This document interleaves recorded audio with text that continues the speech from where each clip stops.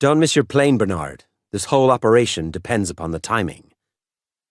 Brett Rensselaer peered around to spot a departures indicator. But this was Los Angeles Airport, and there were none in sight. They would spoil the architect's concept. "It's okay, Brett," I said. He would never have survived 5 minutes as a field agent. Even when he was my boss, driving a desk at London Central, he'd been like this, repeating the instructions, wetting his lips, dancing from one foot to the other, and furrowing his brow as if goading his memory. Just because Comrade Gorbachev is kissing Mrs. Thatcher and spreading that glasnost schmaltz in Moscow, it doesn't mean those East German bastards are buying any of it. Everything we hear says the same thing. They are more stubborn and vindictive than ever.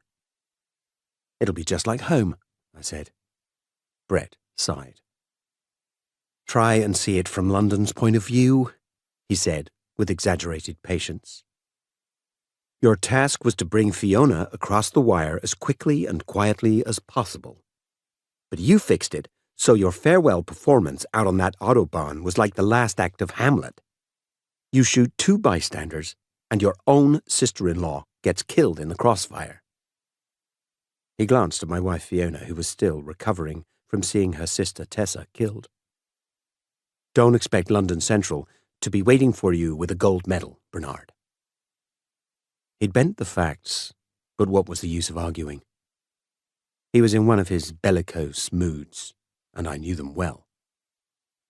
Brett Rensselaer was a slim American who'd aged like a rare wine, growing thinner, more elegant, more subtle and more complex with every year that passed. He looked at me as if expecting some hot-tempered reaction to his words. Getting none, he looked at my wife.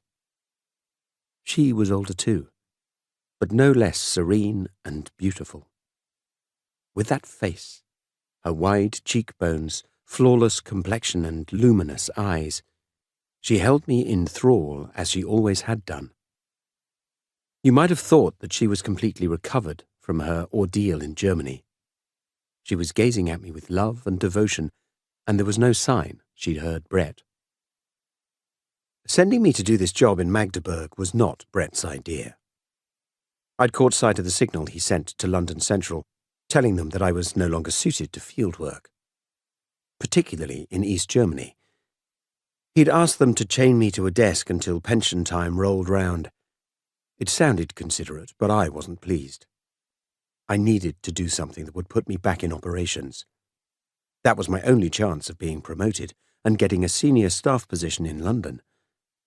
Unless my position improved, I would wind up with a premature retirement and a pension that wouldn't pay for a cardboard box to live in.